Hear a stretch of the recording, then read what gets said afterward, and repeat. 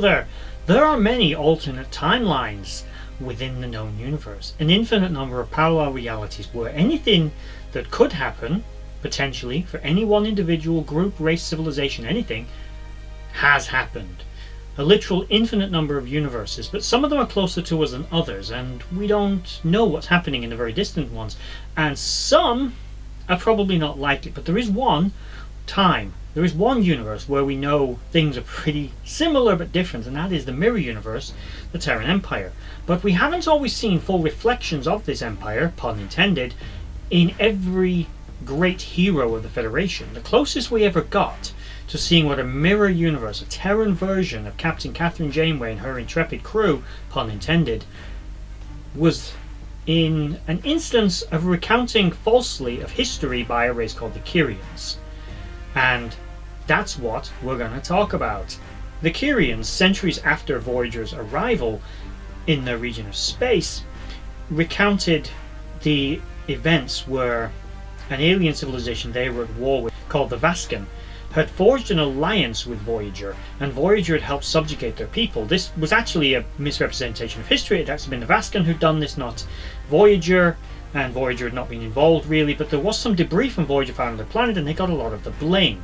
The Kyrians, centuries later, believed that Voyager was some incredibly militaristic civilization known as humans, who enslaved other races to serve on their ship and went around the galaxy doing all kinds of bad stuff. Voyager had been stranded in the Delta Quadrant and had made a deal with the Vascan in exchange for access or help stabilizing a wormhole nearby to effectively get themselves home a little faster, sacrificing the Kyrian civilization.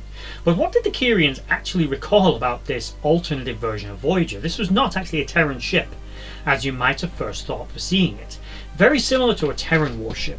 It was similar to its Federation counterpart from the Prime Timeline, but this version of Voyager was much more heavily armed, much more heavily armoured, with 30 torpedo tubes, 25 phaser banks, assault probes, fighter shuttles, the capacity to easily and readily deploy biogenetic weapons, and carried 300 soldiers on board.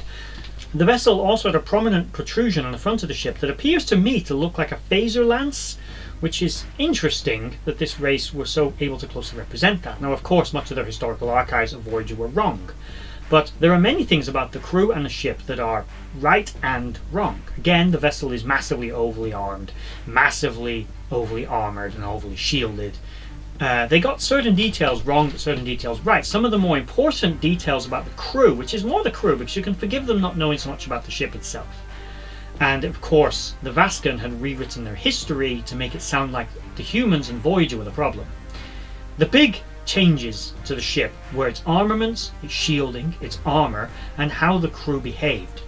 Of course, Janeway was a military dictator aboard the ship. They'd enslaved members of other species that they'd encountered on their journey through the Delta Quadrant, such as the Talaxians and the Kazon, but it also made some kind of deal with the Borg, where the Borg had a small contingent of drones on board them in Cargo Bay 2, which would be deployed under extreme circumstances and were allowed to assimilate some of the people that they encounter, improving the Borg collective as it travelled along with Voyager. And this is utter madness, the idea that this race don't understand how the Borg work and that the humans would be so powerful they could make the Borg work with them. I mean, we actually do see the Borg work with humans, and Borg do have a weird, unhealthy fascination with humans. Right, scratch that, there may have been something to it. But overall, some of the other bigger changes are Janeway's haircut, of course the uniforms, Tuvok smiles, Neelix is wearing a uniform, Harry Kim's a bloody lieutenant, so we already know there's no version of any reality where Harry Kim is not an ensign. But finally, in this alternate timeline, in this make-believe universe, he was finally a lieutenant, and the big one was the Doctor. He was believed to be an android, and based on the components you could see of how he was supposed to function, he was probably a positronic-based android similar to Data, so a Soong-type android. So there is, again, something there. But he wasn't, of course, in the Prime Timeline. The Doctor was actually a hologram, an EMH specifically. He was believed to have no ethical subroutines that made him do the right thing. He's accidentally reactivated in the museum along with all the other components of Voyager that have been found in the ocean, including a torpedo that they openly say is, yes, it's a very powerful weapon and it has great destructive potential. In other words, it could carry a lot more antimatter, but if it was to detonate where it was without being given a bit more, boom.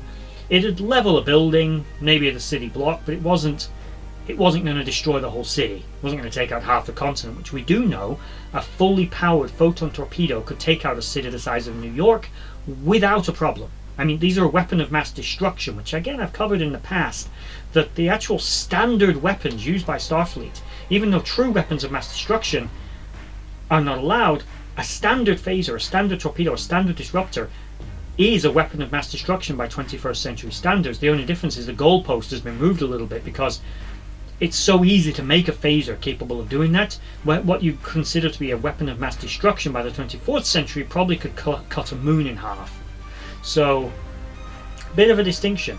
But this race, of course, believed that Voyager and its crew were destructive.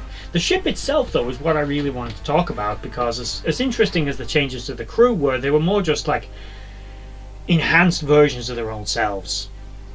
Chakotay had a bigger tattoo. Everybody liked wearing gloves because we know that gloves make you evil. We all know this. So, I mean, hell, they should have just given them all mustaches. In fact, they should have gone full Mirror Universe, goatee. And not giving Tuvok a goatee was the dead giveaway that this wasn't Mirror Universe. Because I think Vulcan males are born with a goatee in the Mirror Universe. Otherwise, how else do you explain it? Goatees and facial hair, beards are evil. Goatees are evil, not beards. People with beards are sweethearts, they're lovely. Now, the actual ship Voyager itself, there's not much about specifications of the ship we learn. We can't read Kirian. They don't really know too much about it, obviously, and what they do know is highly inaccurate, but the ship is incredibly heavily armed, able to bombard the planet's surface with weapons. The ship's shields are so strong that Kirian weapons simply couldn't penetrate them, although the Kirians were able to board the ship momentarily and erect force fields to try to disable the ship from its main engineering. That didn't really work thanks to the presence of the Borg. The main weapons on the ship are interesting. It has all the standard weapons we can see Voyager have, the standard torpedo launchers, the phaser strips, but it has augmented, almost bolted on afterthought weapons, which again is a sort of clue to the fact that this ship isn't a real warship. It's still silhouette and everything else in profile is still that of a vessel of exploration. It's like the Vascan just took Voyager's picture and just thought, well, we'll stick a big gun there in the middle, we'll put some extra torpedo launchers here, a few extra phaser arrays here. They basically bolted on more and made it look like like Voyager, but like a really wrecked, messed up alternative universe version of Voyager. Either just interrupting whatever it is that you were just watching to shamelessly self-promote my own business. Now, for those of you who don't know, me and my partner recently started a small company which is currently online, but we're hoping will lead to our own brand and have its own physical location sometime in the future. At the moment, there are t-shirts, hoodies and other items on there that are both branded from different suppliers, as well as people I've been working with to design our own bespoke design t-shirts and hoodies, some of which were designed by my wife and others again by a third-party artist. And it's all on the website currently now. It is still growing, but any help that you could give, if there's anything on there you like, just going to the website, looking at it, is helping the website get engagement. If there's anything you do happen to like on there, then that will also be fantastic and a great way to support this channel. At the moment, there's nothing particularly on there that is directly linked to this channel, other than the fact that I'm a little different as a person, generally speaking, and I've made a website that reflects something like that of my personality. I don't want to create a brand that's entirely normal, quote unquote, and wanted to go a little different. Now, at the moment, again, it is still in the early stages of its growth, but any help that can be provided by you would be greatly appreciated. And with that said, back to whatever it is you were just watching. And just rewrote the history and people put the pieces together themselves. But the ship itself is kinda cool. It's stupid, it's massively over the top, and kind of ridiculous looking. It's almost like the weapons ports on it look vulnerable to me, like they might almost drop off. But it's still pretty cool, it's still a nice looking ship, and it's pretty unique in the timeline. It is also, again, the closest we ever got to a Mirror Universe Voyager episode, and that's something I would have liked to have seen, and it was kind of fun to see the characters out of their element, falsely promoted, smiling when they shouldn't, in uniforms. They're also one of the last times we see a Kazon in Voyager, I might add, even though it wasn't real. But all the same, cool ship, interesting idea, fascinating idea actually, and an unresolved story. You really think about the end of that. we're looking at something of a divergent timeline. Somehow a copy of the Doctor ended up 900 years in the future, I believe, off the top of my head, without going to Wikipedia to check that. And he gets in a little ship and he buggers off. Because the Kyrians, they don't fully believe him. Some of them do. They realise that some of their information is false and that the Vascan had rewritten their history, but not all the Kyrians believe this. So he goes on his way. Where does he go? Does he make it home? Does he meet the other Doctor? Or